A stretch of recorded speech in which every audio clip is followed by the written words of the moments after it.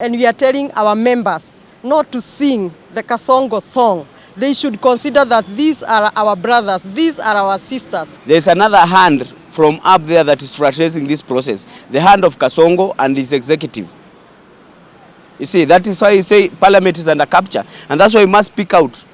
You can imagine pushing a motion for 2 days, and then when the motion is certified, the Speaker allocates his time at 8 p.m. in the evening, where he was clearly sure that there would be no quorum. We saw on social media from the National Assembly about the Speaker putting this matter, scheduling it for discussion at 8 p.m. really is broke our hearts for sure. We want to request you, Mr. President, that you speak a word and the UHC staff shall get healing, and therefore they shall continue working as other Kenyans. We appreciate that you're always working with us. With me here is Ameshikana and the UHC leadership. Yesterday we gave a motion to the Parliament. We wanted to discuss the matter, the long strike that have been going on, and the unresolved discrepancies between the national government, the county government, and the UHC professionals. This did not see the light of the day, and we felt it was sabotage because even the House leadership were telling the members, because I'm required to have 20 members, not to wake up so that they don't give the number, so that the motion could have collapsed at the first instant. But luckily, the members stood. But then, strategically, the motion was put at 8 p.m. The Speaker knowing too well, very high chances at 8 p.m. the quorum wouldn't be there.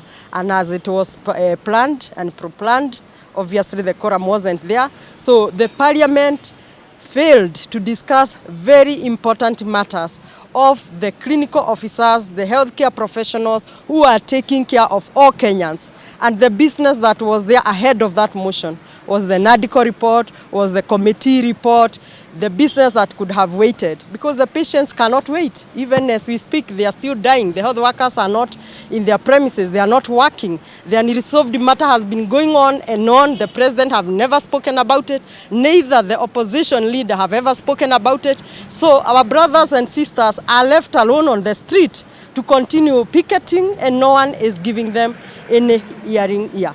It is very unfortunate that this is the people's representative as a house, and this is the National Assembly. It's not a county assembly. As a national leader, I represent everyone from Kilifi to Homa Bay to Bungoma. And the Speaker come from Bungoma, and there were clinical officers from Bungoma. Osoro and the team, the leadership, who are telling the members not to stand up, the Kenya Kwanza MPs. The clinical officers also serve Kisii County, Bungoma County, Kikuyu constituency, Kilifi County. So it is a shame, and we want to call and plead the Speaker to reapprove the resubmitted motion yesterday by Honorable Mwago, which we are informed until now, few minutes to the House. The motion is not yet approved, and we are hoping that it should be approved, and we are telling our members not to sing the Kasongo song. They should consider that these are our brothers, these are our sisters. The people they give services are our Kenyans, they are our parents. So it's a very sad state of affairs, and that's why we thought to do a joint press with the leadership and Honorable Mwago, who resubmitted the motion today. Thank you. Thank you so much. I wish to stand and support my colleague here, because it is time now as a government or as a parliament, we bring people's interest into this house. We discuss matters of national interest, and we leave alone these political interests, which have already rubbished the name of this parliament. The 13th parliament will go down as one of the parliaments that will have least performed because of political interference by the executive. We had brought up a motion through my colleague here, seeking to adjourn parliamentary business to discuss a matter of national interest. And we were even within the confines of law enshrined in in the standing order 33 of the parliament, where any member can seek leave to adjourn parliamentary business to discuss a matter of national importance. We've seen the doctors picketing and members of the health sector picketing, and have been on protest for 4 months, for 4 months, with the promise that they'll be made permanently employed and pensionable, but that has not come through. And even the Committee on Health, we have not gotten a response as pertains to a petition that is submitted to that committee. And that is why we wanted their grievances brought on the floor of the House. We discussed that as a matter of national importance because people are dying in hospitals. There are very many patients who are not being attended to. But we saw the sheer arrogance of the leadership of the House trying to pervert the rule of law and trying to rubbish that motion, not giving it priority because of political interest.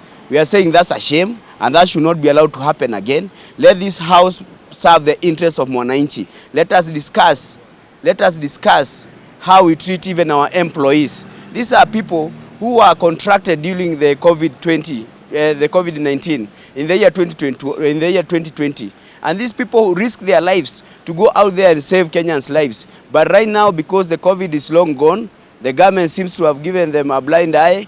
The government does not listen to them. It doesn't look into their interests. They have not been absorbed as promised. There have been written letters by the PSC demanding that they be absorbed. That has not come through. Head of Civil Service had written a letter demanding all UHC staff to be absorbed. But now they are playing a game of cat and mouse because they are being told they are not in the national government and the Ministry of Health. Neither are they in the county governments. And there was a clear directive that people from those several counties that these UHC workers come from be absorbed by the county governments. So that is why we want these things to be discussed, because we cannot continue joking with the health of our people. And we are telling this administration it's time you become serious. This administration has become synonymous with the lack of respect for human life in this country. They have even been accused of shooting young people who are protesting, abducting people. Now you cannot take this to the hospitals. And we are asking this Kenya Kwanza government categorically, as much as you continue giving 20 million shillings to churches, take 20 million shillings to the hospitals also, where you can save lives instead of trying to bribe people. Take money to the hospitals so that these people can be paid. All that money that is being used when you are trying to push your agendas. We see how vocal and how chapas kazi when it comes to his interest. But when it comes to the interest of Kenyans, he is ever missing in action. You cannot imagine these people have been picketing for the last 4 months and he's spoken nothing about it. It's so painful that we as a country can joke with the health sector. Thank you so much. We are going to put the motion back. We just hope, in his wisdom or lack of it, Moses Wetangula really reaffirms that motion so that we can discuss this matter of national urgency and of matter of national importance. And we ask all members, because these workers are your constituents, people who voted for you, stop pushing this back to the county governments. Let us discuss it in parliament. You put your input for your people, the people you represent. Let us see it forthcoming this afternoon. Thank you so much. Just a question at the end of you is allowed to answer this question. Just a question, one question, then we'll be good to go. So my question is, the Auditor General said the ball is now in your court, you as the parliament. Yeah. What's the fate of the UHC? Okay, and that's why we are here with my colleague here, because the Auditor General pushed the ball back to us on every other matter. And that's why we brought it to the floor of the House. But the manner in which it was treated, because of the interference of the executive, clearly shows you, in as much as we want to bring this thing to Parliament, there's another hand from up there that is frustrating this process, the hand of Kasongo and his executive. You see, that is why you say Parliament is under capture. And that's why we must speak out. You can imagine pushing a motion for 2 days, and then when the motion is certified, the Speaker allocates his time at 8 p.m. in the evening, where he was clearly sure that there would be no quorum, and to add salt to it, had instructed a member from Kenya Kwanza government or broad-based government to call for no quorum at exactly 6. At exactly 7 p.m. so that the motion does not go through and it's not discussed. And we are just asking to we discuss it and bring to the fore the issues that are facing these doctors. Let the Vice Chair say something. Okay, Thank you. I want to say that it's a sad state, and we want to request the government to consider the matter of UHC as a matter of national importance. This team, the UHC team, has been working tirelessly for the last 5 years under half pay. They have never received their gratuity for the last 5.5 years. We have been on the streets for the last 3 years, demanding the government to absorb the UHC to permanent and pensionable terms. Time and again, we have received memos and recommendations from PSC and the relevant bodies directing the government or telling the government to absorb the UHC staff. The staffs here in question are 8,571 that were deployed during the COVID-19 pandemic. They cut across the 16 Department of Health, and since then, the first contract came to an end after 3 years. Then they were put under another 1-year contract on similar terms, on half pay, with no gratuity, no assurance of getting permanent and pensionable terms. The sad reality is that some of the people who are on UHC, they have gone beyond the bar of employment, that is 45 years and above. Some have even children, even grandchildren in schools, and therefore their job progression, their career progression, and is stalled because they cannot move, they cannot get training, they cannot grow professionally, they cannot even do something serious because even the loans that the UHC staff get are too low, and therefore they are living miserable life. And then you find that the young ones who come from college, fresh from college, are given better terms. And therefore we are only appealing to the Speaker of the National Assembly and the President to come out and speak and put this matter to rest. It is indeed sad that the medics are on strike, the healthcare workers are on strike, and Mr. President, we want to request you that we also citizens, we also Kenyans, and you are the father of everybody. So we want to request you, Mr. President, that you speak a word and the UHC staff shall get healing, and therefore they shall continue working as other Kenyans, enjoying lives as other workers. And therefore want to the action we saw on social media from the National Assembly about the Speaker putting this matter, scheduling it for discussion at 8 p.m. really broke our hearts for sure. And I want to request the Speaker, as the head of the legislature, to consider this matter and kindly allow the members of Parliament also to allocate, to factor the UHC staff so that they also get what is equitably theirs.